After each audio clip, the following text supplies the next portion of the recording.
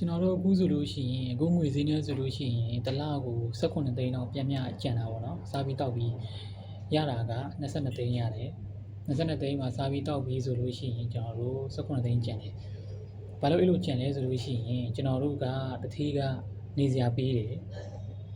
ရေဘူးမီးဘူးကျွန်တော်တို့ကုန်ကြစရိတ်မရှိဘူးကျွန်တော်တို့အဓိကစား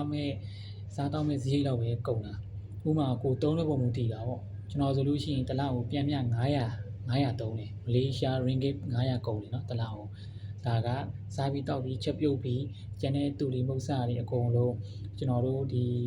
ဒီဇာနဲ့ပါစားတာအစဟိုနည်းနည်းကန်ဆန်းတာကစပါဗျာခင်ဗျားသိမှာပါကန်ဆန်းဆိုတာကဒီလိုမျိုးကိစ္စတွေကစပါတာပေါ့เนาะအဲ့ဒါပြီးဆိုလို့ရှိရင်ကျွန်တော်တို့လက်တင်18လောက်ကျန်တယ်တရားတော့မတူဘူးတချို့ကြတော့300လောက်နဲ့ကိုတစ်လလုံးချီကုတ်နဲ့300လောက်ပဲကုန်တယ်စားတာတောက်တာအဲ့ဒါဆိုလို့ရှိရင်တစ်လကို19လောက်အနည်းဆုံးကျန်တယ်19လောက်အနည်းဆုံးကျန်တယ်ကျွန်တော်တို့ကြတော့တစ်လ900လောက်ကုန်တော့အဆင်မပြေဘူး18လောက်ပဲကျန်တယ်18လောက်ကျန်တယ်ဆိုလည်းမစိုးဘူးပြောရပါတော့ကျွန်တော်တို့ရဲ့အလုပ်ချိန်ကမနေ့8ညနေ9နာရီထိလုပ်ရတယ်တတိယကလည်းကောင်းတယ်ပြောရမယ်နေစရာပေးတယ်အစားအသောက်တွေကကိုယ့်အကူချက်စားရတယ်ပေါ့နော်ရေဘူးမီးဘူးဒီလိုမျိုးရေဘူးမီးဘူးတွေမကုန်ဘူးအဲဒါကြောင့်လည်းကျွန်တော်တို့ကဒီလောက်တော့ကျန်တာတချို့နေရာလေးကြတော့အခန်းငှားရတယ်ရေဘူးမီးဘူးတွေပြန်ပေးရတော့ဒီလောက်ကျန်ချင်မှလည်းကျန်မှာပေါ့တတိကြတော့ကျွန်တော်လည်းမသိဘူးအခုကျွန်တော်လုပ်နေတဲ့ဟိုတယ်မှာ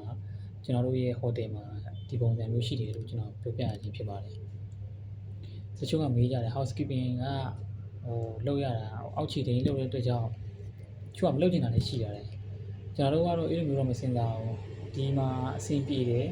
ဒီအလုပ်ကအဆင်ပြေတယ်တလားမှာဒီလောက်ကြံတယ်ဆိုလို့ရှိရင်ဒါကကျွန်တော်တို့ကတော်တော်ကောင်းတဲ့အခြေအနေတစ်ခုဖြစ်နေပြီလေဟုတ်တယ်မလားခင်ဗျားတို့ရောမလေးရှားမှာဘာတွေလုပ်ပြီးတော့လစာတွေဘယ်လောက်ရလဲကွန်မန့်မှာဝင်ရောက်ဆွေးနွေးကြလို့ရပါတယ်ဗျနောက်ဗီဒီယိုတွေမှာလည်းကျွန်တော်ဒီ housekeeping နဲ့ပတ်သက်တဲ့လုပ်တွေနဲ့ပတ်သက်ပြီးတွေးကြုံလေးတွေဘုရားတွေပြန်လည်မျှဝေပေးသွားမှာဖြစ်တဲ့အတွက်ကြောင့်ကျွန်တော် channel လေးကိုလည်း subscribe လုပ်ဖို့တောင်းဆိုချင်ပါတယ်ခင်ဗျာအားလုံးကိုကျေးဇူးတင်ပါတယ်